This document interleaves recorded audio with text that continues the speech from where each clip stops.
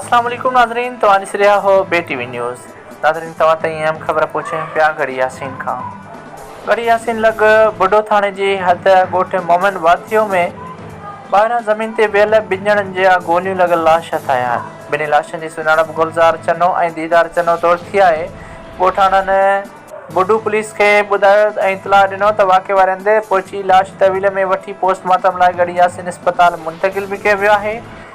राब्तो करण ते SHO बुढो लियाकत अली खजड़ ॿुधायो त मक़तूलनि जे वारसनि इतलाह ॾिनो त तहवील में वठी लाश छॾिया आहिनि। वाक़े जी जांच करे रहिया आहियूं। हुननि चयो त मक़तूलनि जे वारसनि जो चवणु आहे त असां शरीफ़ माण्हू आहियूं, कंहिंसां बि दुश्मनी न आहे। राति देर सां ॿई ॼणा ज़मीन ते पाणी लाइ वियल हुआ।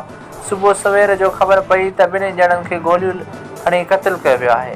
हिन महिल ताईं वाक़े जो सबबु मालूम नाहे थी सघियो। वाक़ियो ॿाहिरां अगवा या कंहिंजी ज़ाती रंजिश ते थी सघे थो। पुलिस जो इहो बि चवणु रिपोर्ट करे रहियो आहे एस जमाली, बे न्यूज़ TV गढ़ी यासीन। वधीक ख़बरुनि खे ॾिसण जे लाइ ॾिसंदा रहो ऐं विज़िट कयो असांजो चैनल BTV न्यूज़।